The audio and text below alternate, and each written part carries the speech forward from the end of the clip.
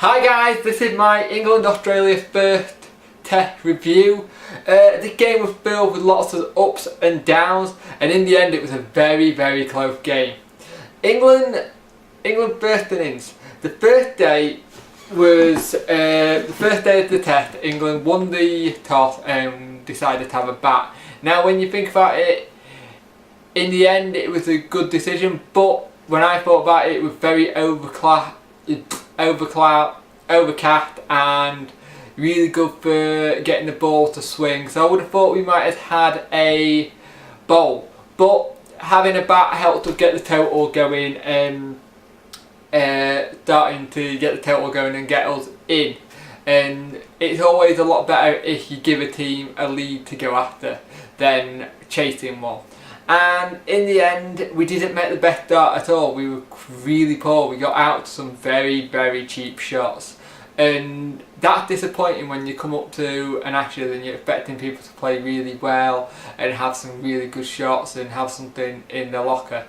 But we just played some very poor shots, just poor shot selection, and in the end we were all out for 215, with our best player getting 48, which was Jonathan Trott.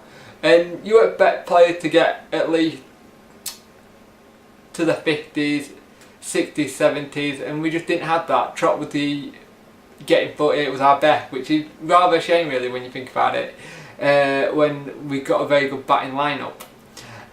Australia got put into that, and they also struggled when they got in, but they had some big people to thank, like Hughes, Smith, and the big talking point was their 19-year-old number 11 first ever test, and he got 98 and he had a superb innings. You would never guess that he was a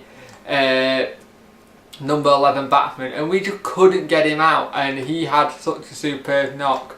And to be fair, I think there was a big part of some England fans, me included, wanted him to get his 100 because it was an incredible knock, and we just struggled to get him out. And it wasn't like we didn't bowl that well, we bowled very well, and he just was determined to get the runs, and getting 98 on your first test at 19 as a number 11 batsman is a superb result. He should not have feel any badness or shame about not reaching his 100. The fact that he got 98 is very impressive. In that, Anderson picked up 5 wickets, Finn 2, Swan 2 and Broad 1. In our second innings, we got back into our second innings, we cut getting 50, but the talking point of this one was Bell. Bell made 109 with Broad helping out with 65. But up until those two got in, it seemed like we were going to have a mini little collapse again and not really reach 200 runs, which, well, not 200, sorry. Well, yeah, we were going to look like we weren't going to reach at least 200 run lead. It looked like we were going to struggle to make 200. We eventually got 311 on the lead, and without those two coming in to the wicket, we wouldn't have got that, and we were eventually all out for 375. But Bell had a superb innings, he batted very well, and whenever Bell makes a century we don't lose, and that's a pretty impressive stat, that. But you kind of hope that doesn't break for a while, because when Bell gets going he's a fantastic player. Australia on their second inning, they were really struggling. We got some very good. They got in and started batting very well, but we started getting the wickets, and we had a period where we took 2 wickets in very quick concession, and it felt like we could have got this one a lot earlier than we did, and it was very close in the end. Hadden made 71.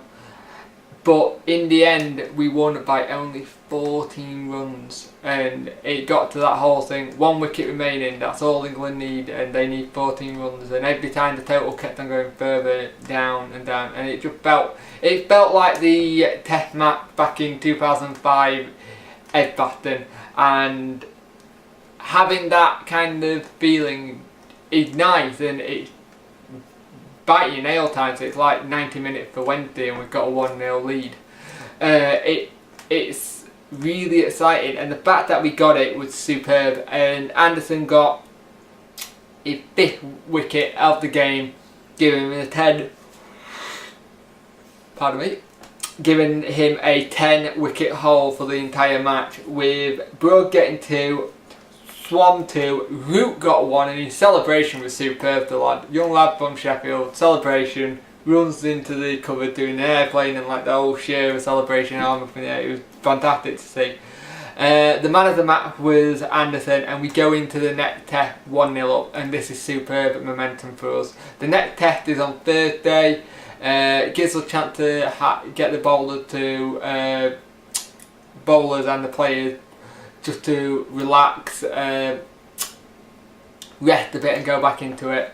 Thursday will be interesting for me because I will be keeping an eye on the golf as well as the cricket, so I'll probably have 2 split screens up in my office and getting that sorted. So yeah, this is the England review, and yeah, we won the first test. It's a great start to the Ashes, and you couldn't ask for a better game to kick it off. So much drama, and this is what Test cricket's about. This is what the Ashes is about, and it was superb to watch it. And let's move on to Lords, I think it is, and let's go for the next game and let's get a win there. Great victory for England, unlucky Australia. Let's see what the next Test can bring.